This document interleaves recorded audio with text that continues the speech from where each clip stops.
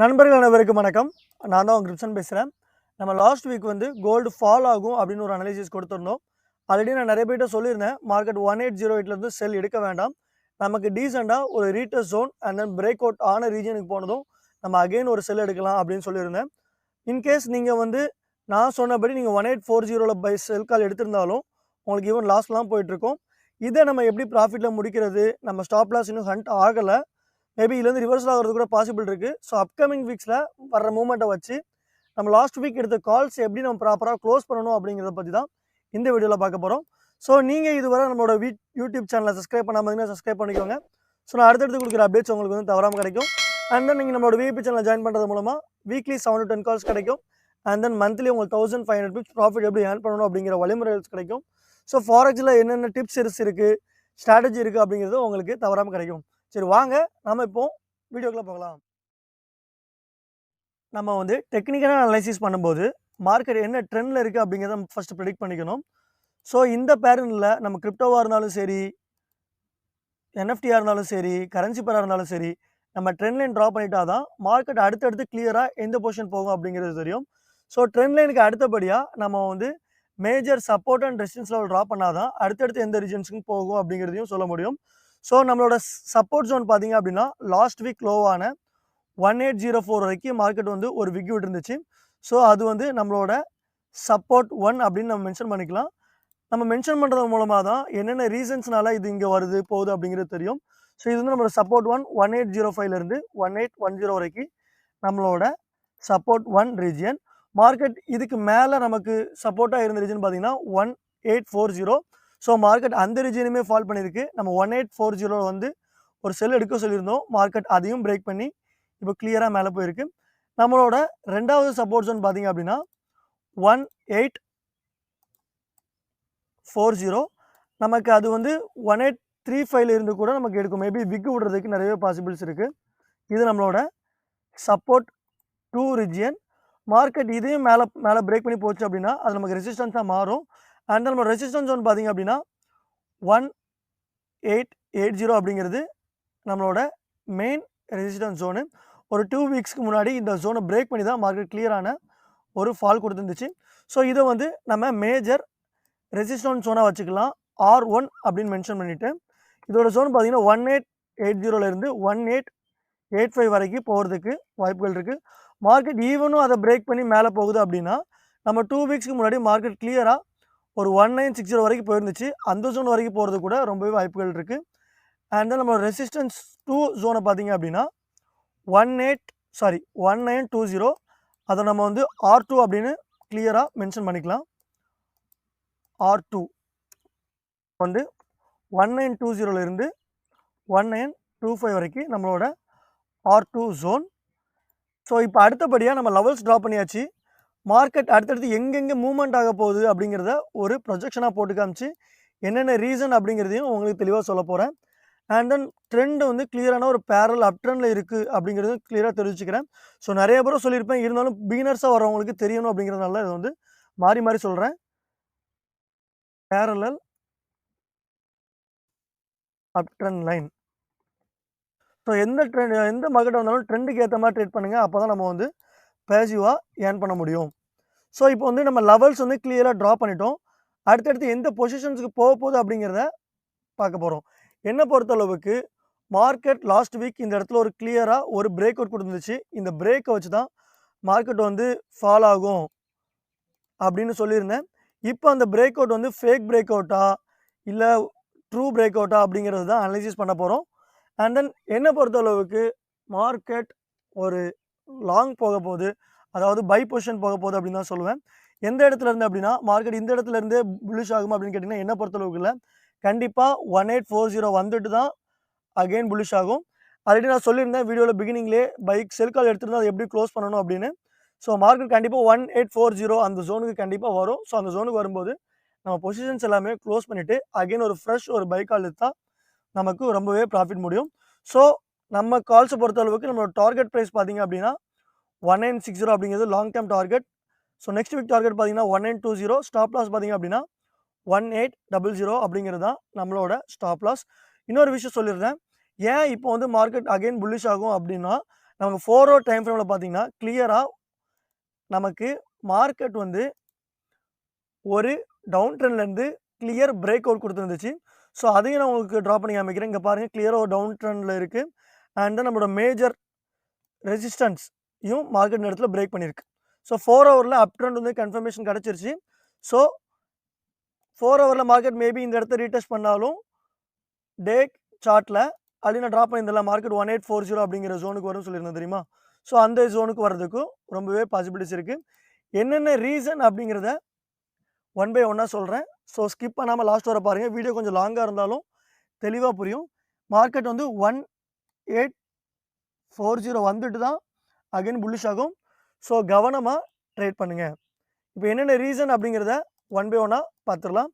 So candlestick பொறுத்தளவு பார்க்கும்போது இந்த இடத்துல கிளியராக பாருங்கள், உங்களுக்கு டிராகன் டோஜி ஃப்ளை கேண்டில் விழுந்திருக்கு. அதை நான் கிளியராக ஒரு எலிப்ஸ் போட்டு உங்களுக்கு காமிக்கிறேன். இந்த இடத்துல பார்த்தீங்கன்னா கிளியராக தெரியும். இங்கே பாருங்கள், இந்த இடத்துல நமக்கு டிராகன் டோஜி ஃப்ளை விழுந்திருக்கு. அதையும் நான் மென்ஷன் பண்ணிவிட்டு ஸோ இது விழுந்தால் எப்படி ரியாக்ட் ஆகும் அப்படிங்கிறதையும் நம்ம கூகுள் பண்ணி கிளியராக பார்த்துடலாம். Dragon doji fly dragon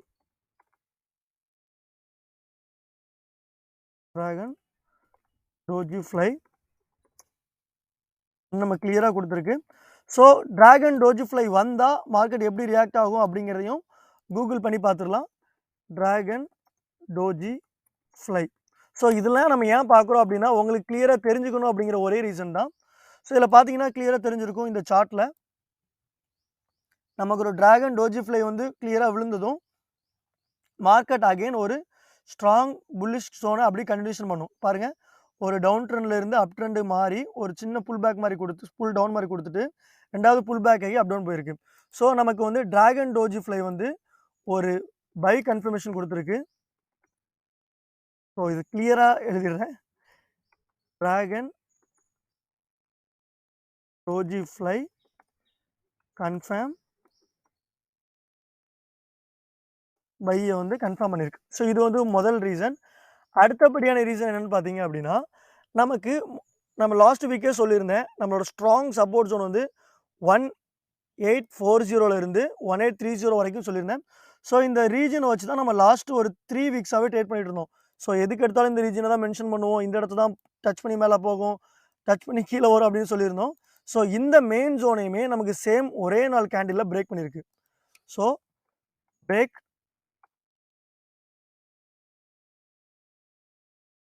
resistance break பண்ணியிருக்கு. அண்ட் ட்ரெண்ட் லைனையும் ரீடெஸ்ட் பண்ணிட்டு மேலே போயிடுச்சு. And ரீடெஸ்டட் trend line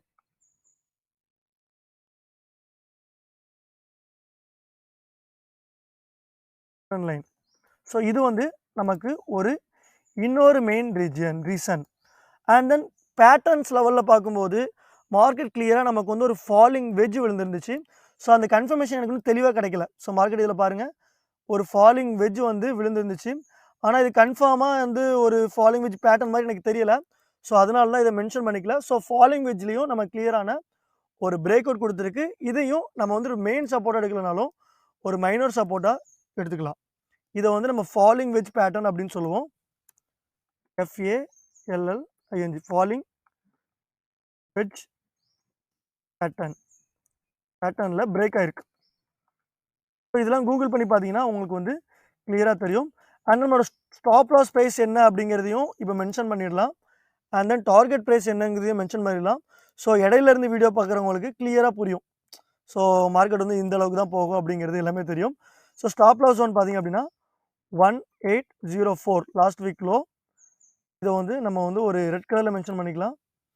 and then target price பார்த்தீங்க அப்படின்னா நமக்கு 2 வீக்ஸ் ஹையான 1920 போகிறதுக்கு ரொம்பவே வாய்ப்புகள் இருக்குது. ஸோ அதை வந்து நம்மளோட டார்கெட் ப்ரைஸ் அப்படின்னு மென்ஷன் பண்ணிக்கலாம். So TP 1880 and 1920. ஸோ எப்போ மார்க்கெட் வந்து 1880 பிரேக் பண்ணுதோ அப்போ தான் கிளியரான மார்க்கெட் வந்து புல்லிஷ் ஆகும். ஸோ இதை வந்து நம்ம க்ரீன் கலரில் மென்ஷன் பண்ணிட்டோம் அப்படின்னா TP அப்படிங்கிறது கிளியராக தெரியும். ஸோ TP அந்த டார்கெட் ப்ரைஸ் வந்து நம்ம இப்போ மென்ஷன் பண்ணியாச்சு. இந்த பார்டர்ஸ் வந்து ரிமூவ் பண்ணிக்கலாம், டெக்ஸ்ட் ட்ராப் ரிமூவ் பண்ணிக்கலாம். ரைட். ஸோ இப்போ தெரிஞ்சிருக்கும். இப்போ ஃபண்டமெண்டலாக என்னென்ன ரீசன்ஸ்னால கோல்டு வந்து புல்லிஷ் ஆக போகுது அப்படிங்கிறத சொல்கிறதுக்கு முன்னாடி டெக்னிக்கலாக பார்த்துக்கலாம். ஒரு அப் ட்ரெண்டு, அதில் வந்து ஒரு ஃபேக்கான பிரேக் அவுட். இன்னொரு விஷயம் என்ன அப்படின்னா, இது வந்து கிளியராக ஒரு ஃபேக் பிரேக் அவுட் இந்த இடத்துல நடந்திருக்கு. இந்த இடத்துல பார்த்தீங்க அப்படின்னா ஒரு ஃபேக் பிரேக் அவுட் வந்து இத்தனை நாளாக நடந்துகிட்டு இருக்கு. ஸோ அதையும் நான் மென்ஷன் பண்ணிடுறேன். ஃபேக்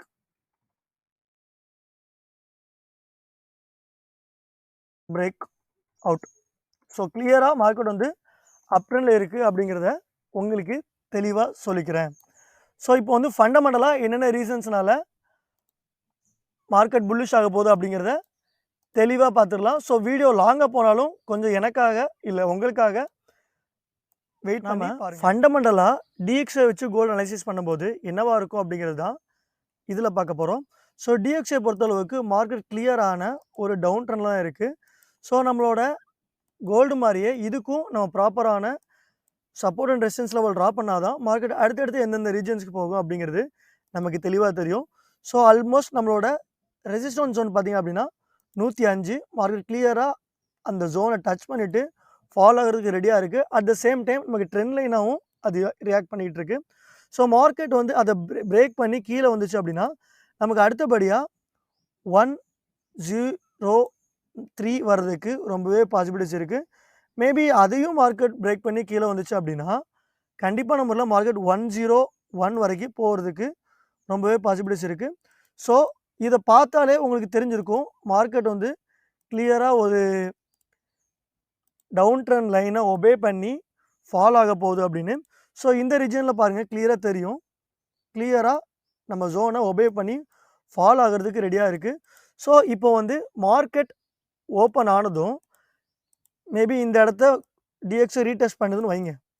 ஸோ டிஎக்ஸை வந்து இந்த இடத்த ரீடெஸ்ட் பண்ணும்போது ஸ்ட்ராங் ஆகிரும். கோல்டு கண்டிப்பாக 1855லேருந்து நம்ம ப்ரிடிக்ட் பண்ண 1840 வரைக்கும் கண்டிப்பாக நம்ம முறையில் வந்துடும். அண்ட் தென் மேபி மார்க்கெட் வந்து ரீடெஸ்ட்டே கொடுக்காம மார்க்கெட் கண்டிப்பாக இந்த இடத்துலேருந்து ஒரு ஃபால் ஆகுதுன்னு வைங்களேன். இந்த இடத்துலேருந்து ஒரு ஃபால் ஆகுது அப்படின்னா கண்டிப்பாக இங்கே வந்து ஒரு புல்லிஷ் கொடுக்கும். ஸோ அப்போ வந்து 1850 டச் பண்ணுறதுக்கு ரொம்பவே பாசிபிலிட்டிஸ் இருக்குது. ஸோ டிஎக்ஸை பொறுத்தளவுக்கு ஸ்ட்ராங்கான டவுன் ட்ரெண்டில் இருக்குது. எப்போ மார்க்கெட் 106 பிரேக் பண்ணி மேலே போகுதோ அப்போ கண்டிப்பாக நம்மளோட ஸ்டாப் லாஸ் வந்து 1809 பிரேக் பண்ணி ஃபால் ஆகிடும். நம்ம ட்ரா பண்ண மாதிரி மார்க்கெட் வந்து கிளியராக இந்த இடத்துல இருந்து ஒரு ஃபால் ஆச்சுன்னு வச்சுக்கோங்களேன். நம்ம ட்ரா பண்ண ப்ரிடிக்ஷன் படி மார்க்கெட் கண்டிப்பாக 1920 அப்படிங்கிற ஜோனுக்கு கண்டிப்பான முறையில் எந்தவித மாற்றங்களும் இன்றி கண்டிப்பாக போயிடும்.